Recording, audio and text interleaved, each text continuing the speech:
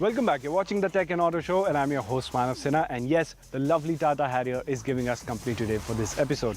Now, recently we've brought you our first drive review of the new Honda City. Now, Honda City has been a car that has been almost equivalent to the name Honda. But just how important is it to brand Honda itself?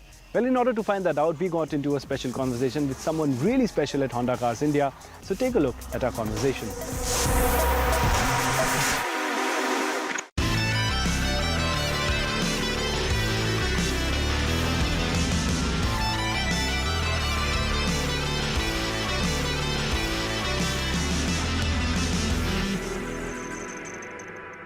Hello everyone, I have with me Mr. Rajesh Goel, who is the Senior VP and Director Marketing and Sales at Honda Cars.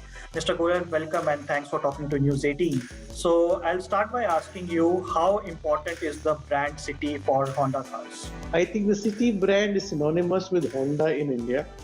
One of the reasons why it possibly happened is because we started our operations, the launch of the City, way back in January 1998, and the City has possibly been one of the longest running nameplates in the country today, with 22 years going, and 800,000 satisfied customers.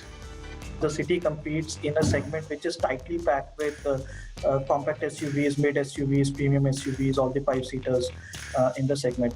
If you have to define City, what would be 2 to 3 USPs that makes it stand apart from the SUVs? To be very, very fair, there is a trend toward SUVs, and if I deny that, then I would not be truthful. That is the truth, and it's not just in India, it's true world over. And there could be multiple reasons here. Specifically for India, it could be road conditions and also the traffic conditions, where you get a higher driving position as you're in an SUV. The driving pleasure of a low sedan, which drives stuck to the ground, is a different feeling. In terms of sedan, it is the longest, widest and the roomiest. And when I say roomiest, that is still even comparable to SUVs. Where's your production and sales operations stand post-lockdown? Through June, we were working at 25% level of daily production of pre-COVID level. Now in July, we have reached 60% level of pre-COVID level. And our plan is to take it up to 100% level of pre-COVID daily production by September. And we are also monitoring on a daily basis dealer opening, because now it has become slightly complicated. Earlier, it was like a linear curve. Every day lockdown, dealers were opening. But now because of regional and local lockdowns, the figure is not constant every day. It goes up, goes down. For example, 2 weeks ago, I had roughly 94% of my sales capacity operating. Today, because of various regional lockdowns, coming down to about 89%. Okay. So this is a figure that you monitor on a daily basis, and that is how you then try and balance demand and supply to ensure that you're not overburdening any side. And that is how we plan to go ahead. Now, September is also the period when the automakers look at the festive season, buyers who come out in large number and decide to buy a car. When do you see the Indian auto market bouncing back in terms of sales? Is it this festive season, or are we looking at next year for the bounce back? I think absolutely what you said is principally correct. So festival season in India has been typically the season which signifies the turn of fortunes for many industries in India, including the auto industry.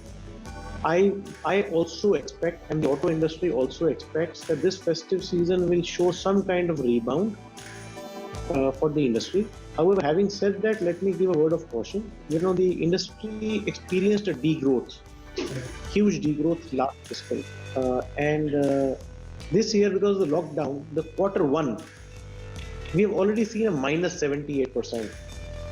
So, whilst there appears to be a steady and faster than expected recovery in the industry in June and July, but whether that will continue and in which month will this month-on-month figure overtake last year's same month figure, that I think, in my personal opinion, would happen somewhere around January.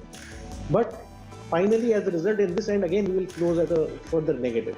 Thank you for talking to News 18.